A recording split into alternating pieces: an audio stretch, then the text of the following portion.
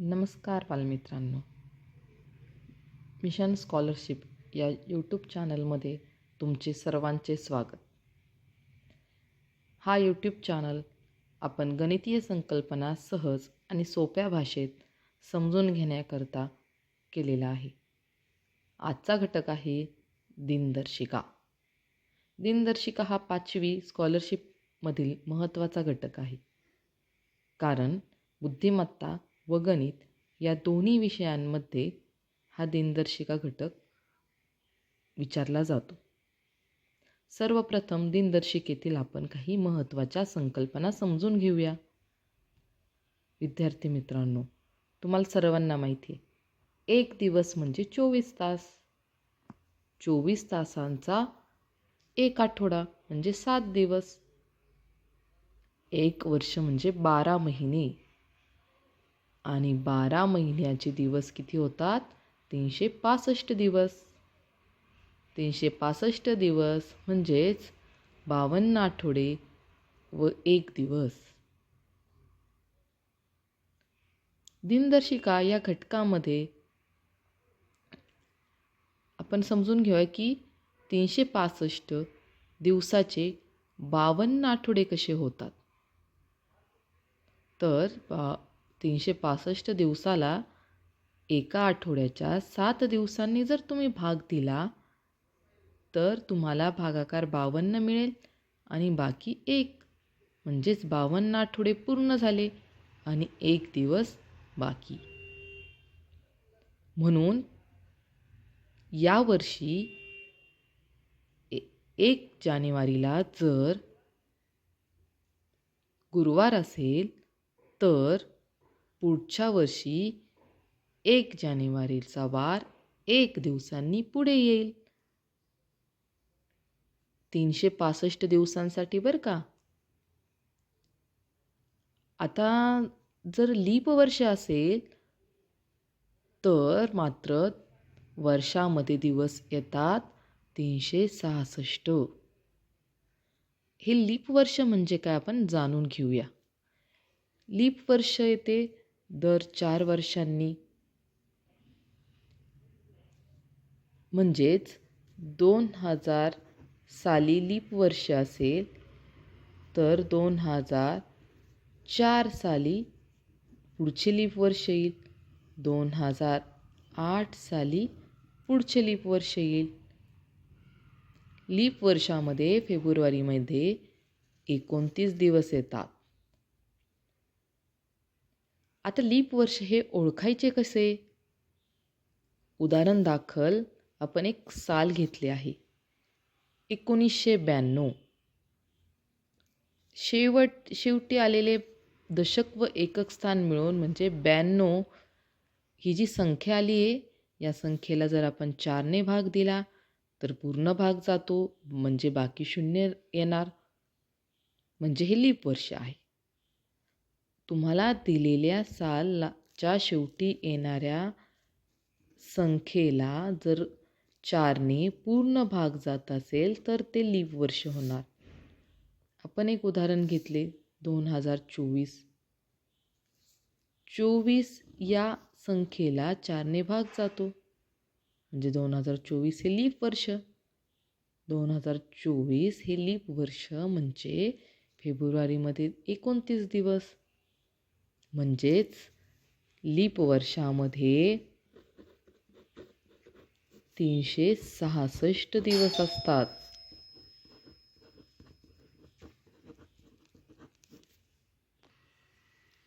Leaf वर्षामध्ये 366 दिवस येतात. हे लक्षात ठेवावे.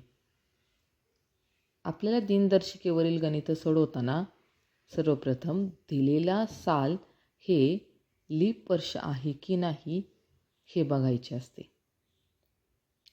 यासाठी तुम्हाला सांगितल्याप्रमाणे वर्षाच्या शेवटी येणाऱ्या संख्येला 4ने भाग जातोय की नाही हे तुम्ही बघताल.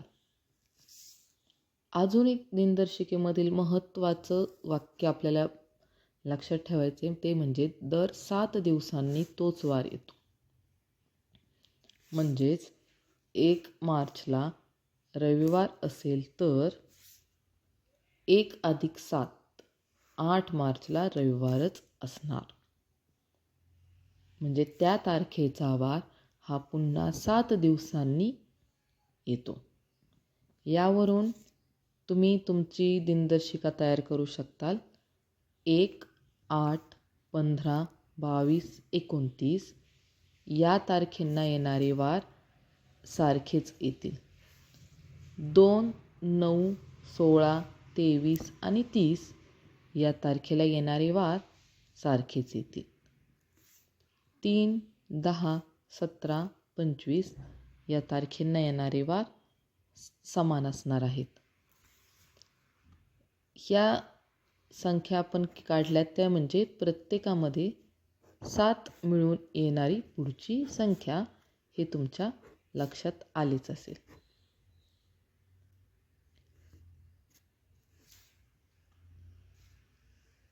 आता उदाहरण दाखल म्हणून काही गणितं आपण घेतलेली आहेत ते बघूया. 16 जून रोजी सोमवार असेल तर 28 जूनला कोणता वार असेल? अशा प्रकारची गणितं तुम्हाला शिष्यवृत्तीला विचारतात. तर तुम्ही या गणिताचा बारकाईने वाचन केल्यानंतर तुम्हाला लक्षात येईल की आपल्याला या गणितामध्ये 16 जूनचा वार सोमवार दिलेला आहे आणि 28 जूनचा वार आपल्याला विचारलेला आहे. म्हणजे त्याच महिन्यातल्या तारखेचा वार आपल्याला विचारलेला आहे. पायऱ्या खूप 2च पायऱ्यांमध्ये तुम्हाला हे उत्तर येईल. 16 जून ते 28 जून एकूण किती दिवस होतात हे आपण काढणार आहोत.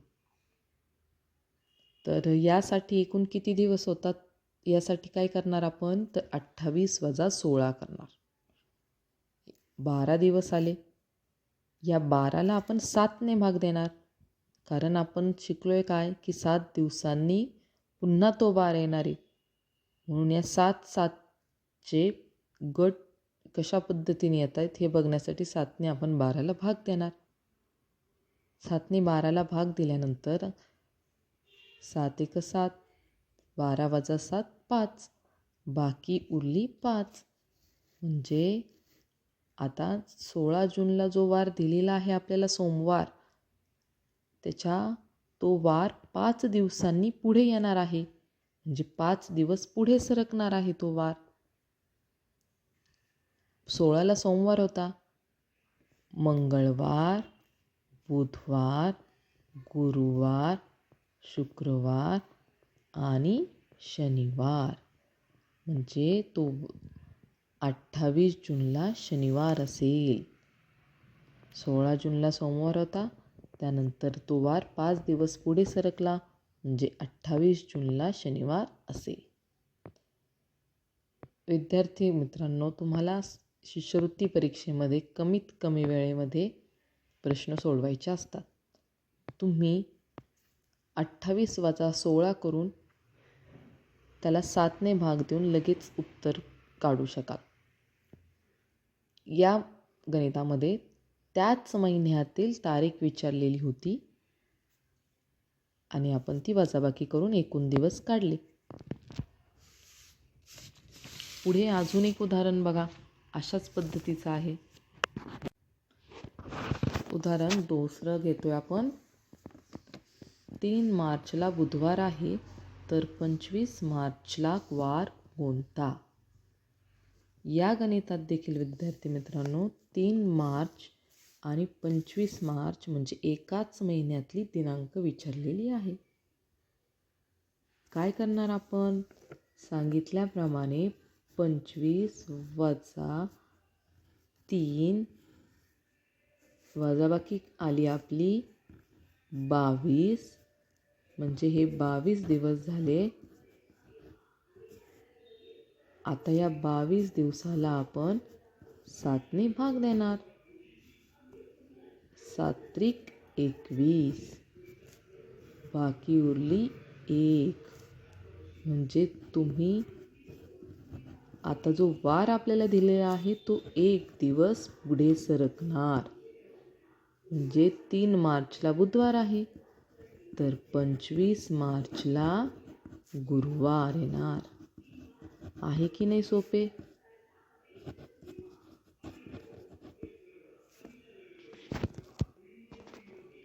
पुढे बघा विद्यार्थी मित्रांनो, अशाच पद्धतीचे एक गणित दिलेलं आहे. 7 एप्रिलला गुरुवार आहे, तर 15 ऑगस्टचा वार कोणता? या गणितात काय बदल आहे? तर दिलेला वार एप्रिल महिन्यातला आहे. ज्या तारखेचा वार तुम्हाला काढायचा तो ऑगस्टचा आहे. म्हणजे आत्ता या गणितामध्ये महिन्यामध्ये बदल झालेला तुम्हाला दिसून आला. आता आपली पद्धत थोडीशी बदलली. आपण एकूण दिवसच काढणार आहोत. पण आता आपण काय करणार? तर एप्रिल महिना आपल्याला 7 एप्रिलचा वार दिलेला आहे. आपल्याला काढायचा 15 ऑगस्टचा. मग आपण 15 ऑगस्टपर्यंतचे महिने मांडून घेऊया. मे, जून, जुलै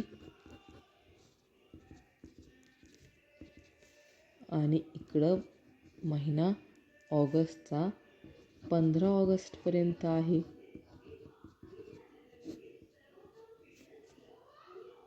आता आपण एकूण दिवस काढणार. 7 एप्रिलपर्यंतचा दिवस काढायचा आहे आपल्याला. मग आपण काय करणार? तर एप्रिल महिन्याचे दिवस काढायचे. एप्रिल महिना किती दिवसांचा आहे मित्रांनो? तुम्हाला माहिती आहे ना, काही महिने 30 दिवसांचे तर काही महिने 31 दिवसांचे असतात. तर एप्रिल महिना आपला 30 दिवसांचा आहे. 30मधून 7 वजा केले की आपल्याला एप्रिलचे दिवस काढता येतील. 30 वजा 7 एप्रिलचे दिवस आले 23. त्यानंतर मेचे दिवस 31, जूनचे दिवस 30, जुलैचे दिवस 31. आता ऑगस्ट महिना. ऑगस्ट महिना किती दिवसांचा आहे? त्यातून आता 15 ऑगस्ट म्हणजे फक्त 1 पासून 15पर्यंतचेच दिवस घ्यायचे आपल्याला. म्हणून इथं आपल्याला 15 दिवस, 1 ते 15 दिवस. आता आपण या सर्वांची बेरीज करणार आहोत. 23, 31, 30,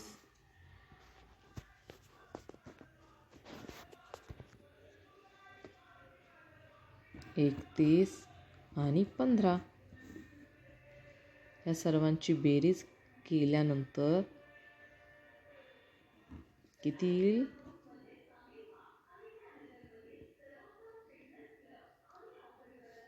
130. आता एकूण दिवस मिळाले 130. 130ला आपण 7ने भाग देणार. 7 एक 7.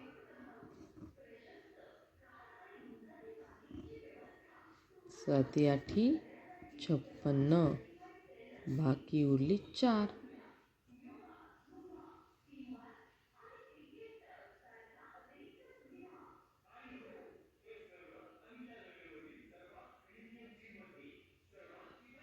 म्हणजे 4 दिवस पुढे सरकणार.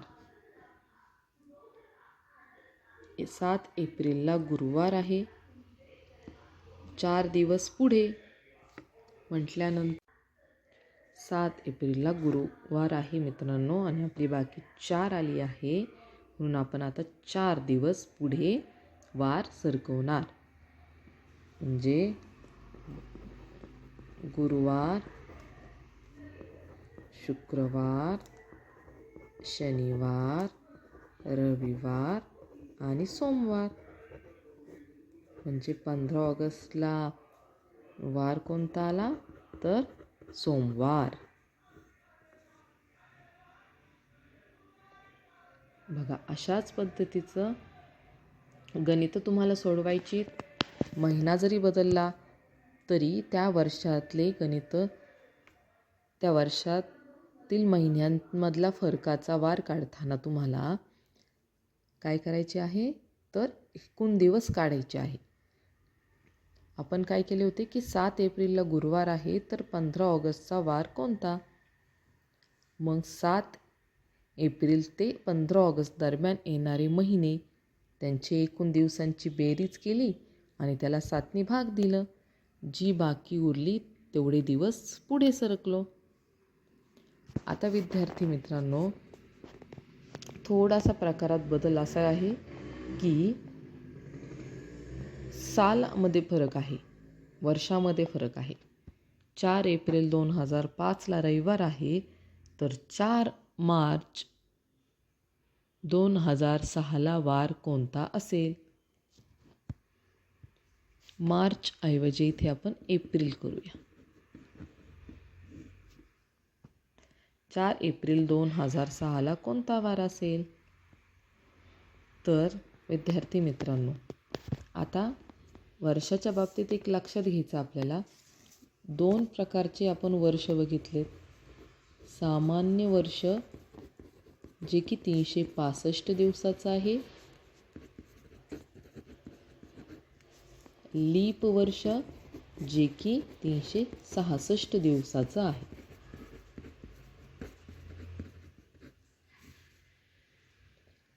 तर सामान्य वर्ष जर असेल तर त्या तारखेचा वार 1 दिवसांनी पुढे सरकतो आणि लीप वर्ष असेल तर तो 2 दिवसांनी पुढे सरकतो.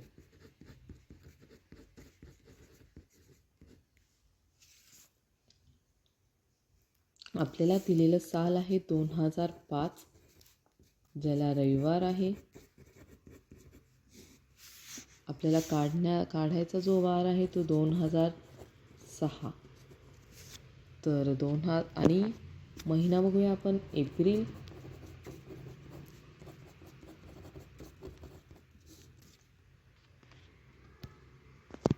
तर इथे 2006 हे लीप वर्ष नाही, त्यामुळे 1 दिवसांनी वार पुढे सरकला, म्हणजे इथे आला 4 एप्रिल 2016ला सोमवार. जर लीप वर्ष असतं तर आपल्याला 2 दिवसांनी तो पुढे सरकावा लागला असता, म्हणजे मंगळवार. आता पुढचा एक प्रकार असा असतो की पुढचा एक गणित घेऊया आपण. 5 मार्च 2002 या दिवशी मंगळवार असेल तर 5 मार्च 2011 रोजी कोणता वार येईल? 5 मार्च 2002 या दिवशी मंगळवार असेल आणि 2011 हे साल आपल्याला विचारलेलं आहे. तर इथे आपल्याला काय करायचं आहे? 5 मार्च 2002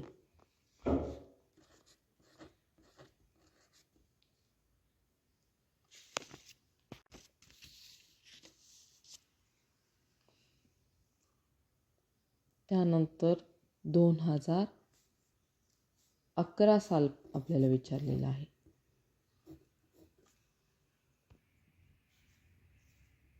या दरम्यान येणारे एकूण वर्ष 9.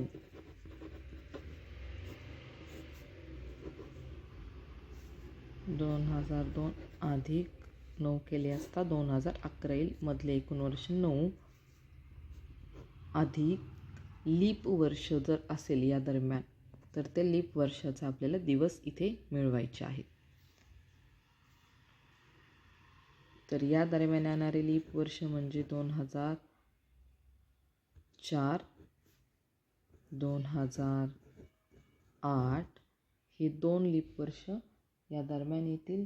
म्हणजे यामध्ये आपल्याला या 2 लीप वर्षाचे अजून एक दिवस, 2 दिवस मिळवायचे आहेत. तर एकूण दिवस आले 11.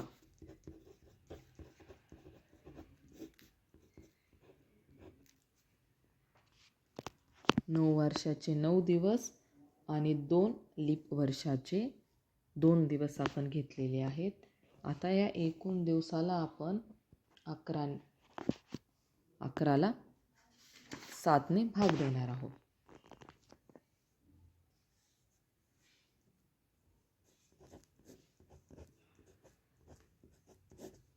चार बाकी उरते बघा मित्रांनो. 7 × 7, 11 + 7 4 बाकी, म्हणजे 4 दिवसांनी वार पुढे सरकणार आहे.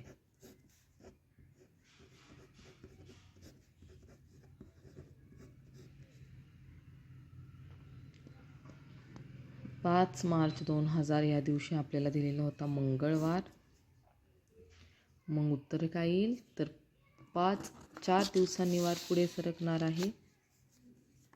मंगळवार, बुधवार, गुरुवार, शुक्रवार, शनिवार. 4 दिवसांनी वार पुढे सरकला, उत्तर आले शनिवार. म्हणजे 5 मार्च 2000 या 11 रोजी शनिवार असेल. चला आता पुढचे गणित वाचूया. 1 जानेवारी 2000 रोजी शनिवार असेल तर 1 जानेवारी 2008 रोजी कोणता वार असेल? आपल्याला आता जानेवारी 2000 हे साल दिलेलं आहे आणि 1 जानेवारी 2008चा वार काढायचा आहे. एकदम सोप्या पद्धतीने आपण काढणार आहोत. 2000 साल हे आपलं काढायचं साल आहे आणि आपल्याला 2008चा वार काढायचा आहे. ही एकूण वर्ष झाली 8.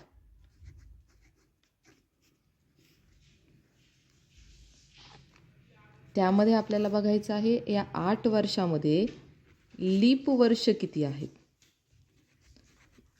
आपण आत्ता मागे लीप वर्ष कशी शोधायची मी तुम्हाला सांगितलं. शेवटचे 2 अंक जर 4च्या पाढ्यात असतील किंवा 4ने भाग जात असेल तर ते लीप वर्ष असेल. 2000 हे लीप वर्ष आहे. इथे शेवटी अंक नाही आहेत, पण आपण 2000ला जर 4ने भाग दिला तर जातो, म्हणून 2000 हे लीप वर्ष आहे. त्यानंतर 2004, 2008 आपल्याला एकूण 3 वर्ष लीप वर्ष मिळाली आहेत. 2008 हे आपल्याला कोणता वार काढायचा आहे? 1 जानेवारी 2008चा वार काढायचा आहे. म्हणजे यामध्ये फेब्रुवारी महिना येत नाही, म्हणून हे वर्ष आपण इथे धरणार नाही. किती वर्ष मिळाली मग? 2 लीप वर्ष आपल्याला मिळालेली आहेत. तर 8 + 2 असे झाले 10. 10 आले. या 10ला आपल्याला 7ने भाग द्यायचा आहे. 7 × 1 = 7, बाकी उरली 3. 3 बाकी उरली म्हणजे 3 दिवस तो पुढे सरकेल.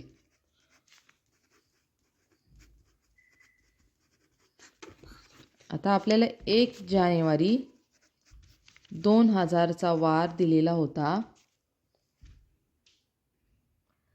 कोणता? शनिवार दिलेला होता. आपल्याला बाकी 3 मिळालेली आहेत. 3 वार आपण पुढे सरकणार आहोत. रविवार, सोमवार आणि मंगळवार. 3 वार पुढे सरकलो म्हणजे 1 जानेवारी 2011ला शनिवार असेल. आहे की नाही सोपं? फक्त तुम्हाला काय करायचं आहे? दिलेल्या उदाहरणातील 2 वर्षादरम्यानचे आपल्याला वर्ष काढायचेत. त्यामध्ये जे लीप वर्ष असतील ते मिळवायचेत आणि त्या बेरजेला 7ने भाग द्यायचा. जी बाकी असेल तेवढे वर्ष पुढे सरकणार. अशाच पद्धतीचे विविध उदाहरणे तुम्ही स्वतः तयार करून सराव करू शकता. आज आपण 2 प्रकार दिनदर्शिकेतले शिकलेलो आहोत. अजून दिनदर्शिकेमधले प्रकार आपण शिकणार आहोत ते पुढील व्हिडिओमध्ये. विद्यार्थी मित्रांनो, तोपर्यंत या दिनदर्शिकेवरील उदाहरणांचा तुम्ही स्वतः सराव करा. भेटूया आपण पुढील व्हिडिओमध्ये.